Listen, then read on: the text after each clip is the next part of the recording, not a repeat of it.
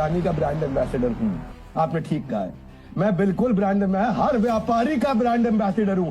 मैं इस देश के 50% जीडीपी में ग्रोथ देने वाले, मैन्युफैक्चरिंग आउटपुट 60% ग्रोथ देने वाले हर एमएसएमई एसएमई का ब्रांड एम्बेसडर हूं, और ये मैंने ठेका ले रखा है। शानदार वापसी की है अडानी ने।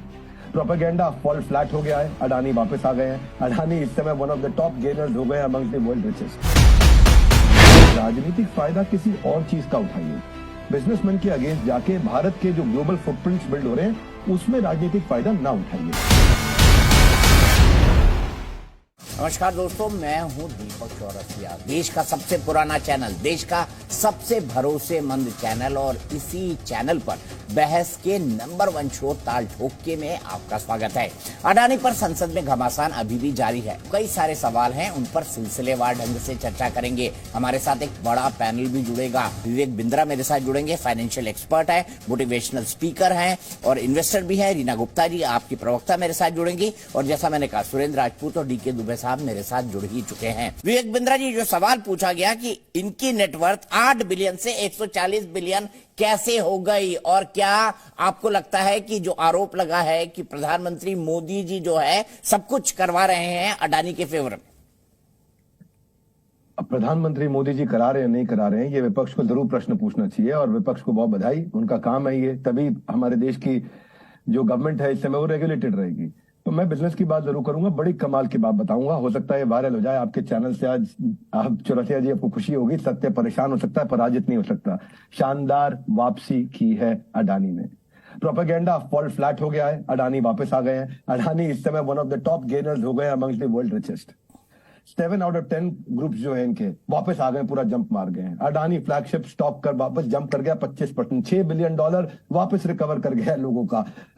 फोर्ब्स ने बोल दिया अडानी वापस टॉप 20 रिच में आ गए, इस समय 17वें सबसे अमीर आदमी हो गए। वो कहते कि मेरा पानी उतरता देख, किनारे पर घर मत बसा लेना, मैं समंदर हूं। मेरा पानी उतरता देख, किनारे पे घर मत बसा लेना, मैं समंदर हूं, लौट कर वापस आऊंगा जरूर।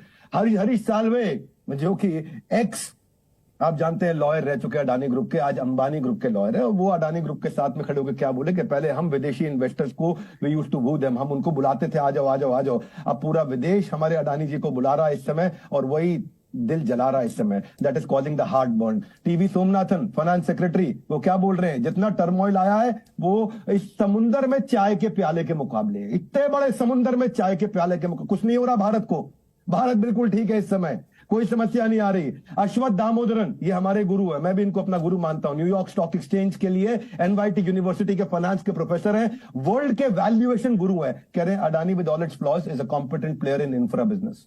कह रहे हैं डिस्प्रपोर्शनेट डिपेंडेंस जो उनकी ग्रोथ हुई है वो डिपेंडेंट डेट पे थी, ये ग्रोथ एक्स्ट्रा डेट लेने के कारण हुई है। पर डेट है किसका?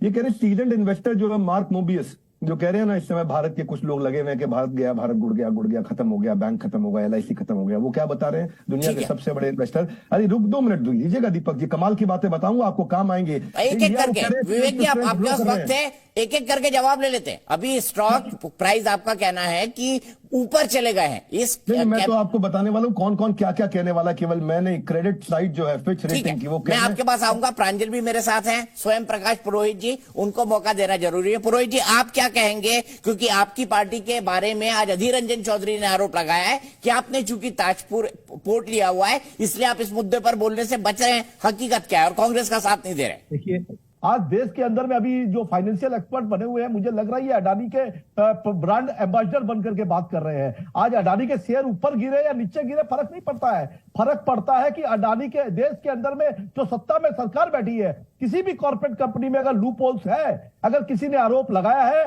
तो उस पर जांच होनी चाहिए। ये जांच से पीछे क्यों हट रहे हैं? रही बात विदेशों की, तो भाई विदेशों में तो इनको मिलेगा ही। विदेशों में हमारे प्रधानमंत्री उनको लेके जा रहे हैं कि आप इनको दीजिए ठेका, आपको ले जाएंगे। कल आपको अगर एयरपोर्ट मिल जाएगा, बजट में 50 एयरपोर्ट सैंक्शन हुए हैं, 50 एयरपोर्ट किसके लिए बना रही है सरकार? अडानी को बेचने के लिए। तो ये जो हम दो हमारे दो वाली जो सरकार है कि हमको 2 जन को ही देखना है, किसी को नहीं देखना।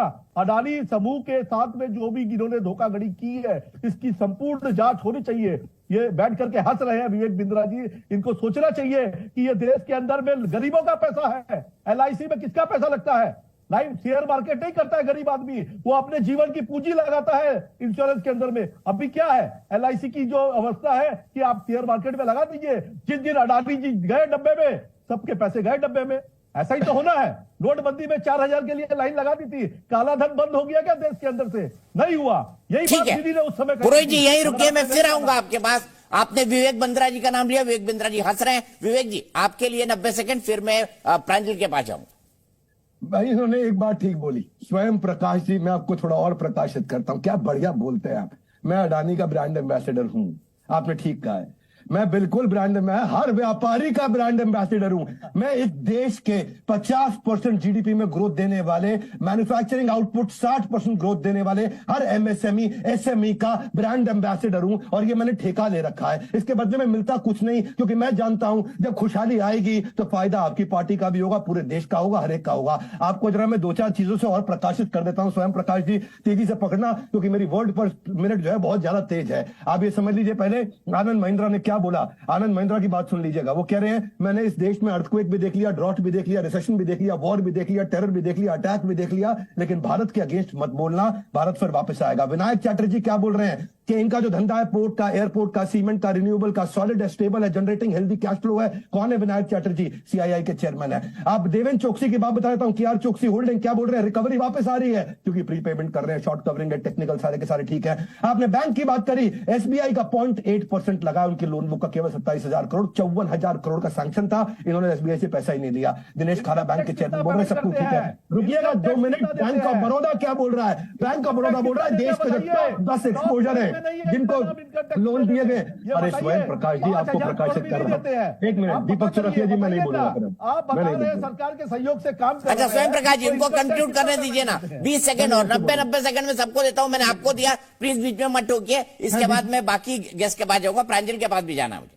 स्वयं प्रकाश जी, मुझे तो झगड़ा आपसे है ही नहीं, मेरा आपसे झगड़ा ही नहीं। आप तो बहुत प्यारे आदमी, मुस्कुराहट देखिए आपकी, एकदम कोलगेट स्माइल। जरा मुझको 1 मिनट दीजिएगा। बैंक ऑफ बड़ौदा क्या कह रहा है?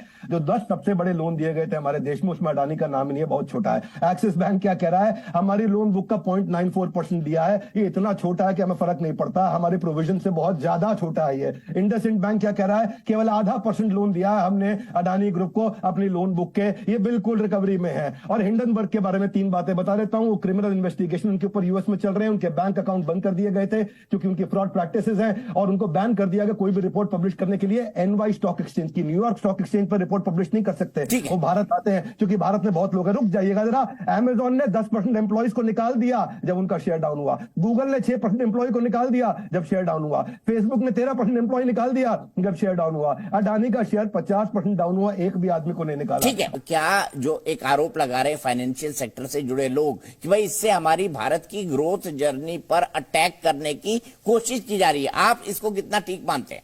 अब कुछ फाइनेंशियल एक्सपर्ट्स की इस राय को। अभी बिंद्रा जी तो खैर बड़ी बड़ी बातें कर रहे थे, ये फाइनेंस की फील्ड के आदमी है भाई, जिन जो ये अपना करना चाहे करें। हम लोग तो उतने पढ़े लिखे नहीं हैं, लेकिन हम तो इतना जरूर जानते हैं कि भाई अगर अडानी जी का विकास 41 गुना हुआ है तो देश का विकास भी तो कहीं ना कहीं 2, 4, 5 गुना 10 गुना हो जाना चाहिए था। लेकिन देश का विकास मात्र $8 बिलियन हुआ है। इसलिए मैं ये प्रश्न उठता है कि 34 लाख करोड़ का बजट मात्र 42 लाख करोड़ का हुआ 8 साल में, लेकिन 51,000 करोड़ 41 लाख करोड़ हो गए। ये प्रश्न अगर हम लोग पूछते हैं तो मुझे लगता है कि ये जेन्युइन प्रश्न है, इसका जवाब जरूर आना चाहिए। सुरेंद्र सिंह राजपूत जी, उसी का सवाल मैं आपसे पूछ रहा हूं। बीजेपी का यह कहना है कि जीवीके और जीएमएमआर के पास कहां पर एयरपोर्ट संचालन का एक्सपीरियंस था, यह बताइए आप।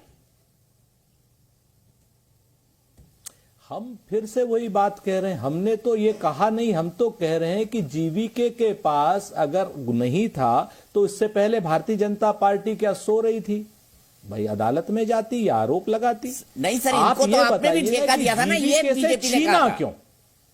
एक मिनट सर, अगर हमने उस वक्त ठेका दिया था तो उस वक्त बीजेपी के लोग क्या चद्दर तान के अफीम खा के सो रहे थे? क्या कर रहे थे? कहां घूम रहे थे? निराधार आरोप लगा रही है सत्ताधारी पार्टी अपने आप को बचाने के लिए, प्रधानमंत्री जी की प्रॉक्सिमिटी बचाने के लिए, गौतम अडानी जी के साम्राज्य को बचाने के लिए। शेल कंपनियों की जांच क्यों नहीं करते ये लोग? मैं यहां से चलता हूं विवेक बिंद्रा जी के पास। शेल कंपनियों के आरोपों की जांच क्यों नहीं होना चाहिए विवेक बिंद्रा जी? कांग्रेस क्या है सवाल वाजिब नहीं उठा रहे? आरपी जी आऊंगा मैं सीधे आपके पास। नहीं, बिल्कुल वाजिब सवाल है कांग्रेस का। शेल कंपनियों के आरोपों की बिल्कुल जांच होनी चाहिए और शुरुआत भी हो चुकी है। वो अपनी जांच करके अपनी रिपोर्ट दे भी चुका है हिंडनबर्ग। अब उसके ऊपर ये भी रिस्पॉन्ड कर रहे हैं कंटिन्यूअसली। आगे जांच होगी, क्यों नहीं होगी? सेबी को अपना काम करना चाहिए। मैं यहां बोल रहा हूं कि हम इसका जो है राजनीतिक फायदा किसी और चीज का उठाइए। बिजनेसमैन के अगेंस्ट जाके भारत के जो ग्लोबल फुटप्रिंट्स बिल्ड हो रहे हैं उसमें राजनीतिक फायदा ना उठाइए। मेरी इतनी प्रार्थना है। मैंने आपको बताया अमेजॉन, गूगल, मेटा यानी फेसबुक, इन्होंने कितने एम्प्लॉय निकाल दिए। अडानी ने तो एक एम्प्लॉय नहीं निकाला है। मैं ये बता दूं, अभी पीछे कोई कह रहा था कि भारत डूब गया, बर्बाद हो गया। अरे भाई साहब, यूएस की 1.6% ग्रोथ रेट था, चाइना का 3.2% था, जर्मनी का नेगेटिव था, जापान का 1.5% था, इंडिया का 6.8% था। जहां पड़ोसी देश हो रहे हैं फेल, वहां हमारे दियो में अभी भी बचा हुआ है तेल। जीएसटी कलेक्शन हमारा रिकॉर्ड हाईएस्ट हुआ है। 10.5 लाख करोड़ से हम 13.5 लाख करोड़ पे चले गए, 25-26% ज्यादा हुआ है। श्रीलंका का पता नहीं है आपको, उनका राष्ट्रपति भाग गया, वर्स्ट इकोनॉमिक क्राइसिस है इस समय, इन्फ्लेशन रेट 302% है वहां पे।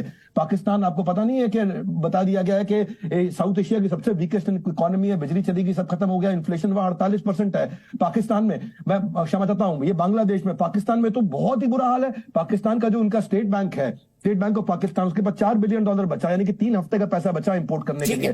खत्म हो गया, दिवालिया हो गया, 88% इन्फ्लेशन बढ़ गया। भारत में तो 4.8% था। हम लोग आज जो इस समय ग्लोबल रिजर्व है डॉलर्स का, वो 6th हाईएस्ट है पूरे वर्ल्ड के अंदर। 13 करोड़ हमारे एमएसएमई इस समय कंट्रीब्यूट कर रहे हैं लगातार। ठीक है, सीधे विवेक बिंद्रा जी कैसे कंक्लूड करना चाहेंगे? आज पिछले कुछ दिनों से जो हिंडनबर्ग की रिपोर्ट के बाद अडानी पर आरोप लगे, उस पर क्या कहना चाहेंगे आप चलते चलते? 2-3 बात क्विकली समझा देता हूं। पॉलिटिक्स का फायदा उठाइए। पॉलिटिक्स में बिजनेसमैन को गिरा के नहीं, भारत को गिरा के नहीं। अडानी का पीई ज्यादा था, मैं मानता हूं। कंपनी ओवर वैल्यूड थी, सब जानते हैं, मैं भी मानता हूं, सब मानते हैं। अडानी में रिटेल इन्वेस्टर था ही नहीं, पैसा डूबा ही नहीं है रिटेल इन्वेस्टर का, बहुत कम रिटेल इन्वेस्टर था। अडानी का पीई 300 पार था, रिलायंस का 25, इन्फोसिस का 27, टीसीएस का 31, लेकिन अडानी ड्रॉप करने के बाद भी 168 पे गया। हम समझते हैं बात को, ओवर वैल्यूड है कंपनी, परंतु अडानी भी झूठ बोल रहे, एसबीआई भी झूठ बोल रहा, एलआईसी भी झूठ बोल रहा, फाइनेंस मिनिस्टर भी झूठ बोल रही, आरबीआई भी झूठ बोल रहा, पीएनबी भी झूठ बोल रहा, सेबी भी झूठ बोल रहे, सबके सब झूठ बोल रहे, राजनीतिक फायदा उठाने वाले सच बोल रहे। मैं आपसे यही बात कहना चाह रहा हूं कि बिजनेस है, रियल बिजनेस है। एसएनपी ने बोल दिया, एसएनपी ग्लोबल नंबर 1 रेटिंग देने वाली कंपनी, मूडी नंबर 2 रेटिंग देने वाली कंपनी, वो बोल रहे हैं भाई सब कुछ कंट्रोल के अंदर है, बिजनेस चल रहे हैं, कैश फ्लो के बिजनेस है। अडानी एनर्जी गैस इस समय आज देश की इतनी बड़ी बिजली प्रोड्यूस कर रहा है, धंधा चल रहा है, पैसा आ रहा है, कागज ऊपर नीचे हुआ है। कंफ्यूज मत होइए, राजनीतिक फायदा बिजनेसमैन को माफ कर दीजिए, उसको छोड़ के कहीं और उठा लीजिए। ठीक है, यहीं पर रुकते हैं। हमारी इस बहस में फिलहाल इतना ही। आरोप और प्रत्यारोप संसद में लगते रहते हैं, ये चलते भी रहेंगे, क्योंकि 2024 में लोकसभा का इतना बड़ा चुनाव जो आने वाला है।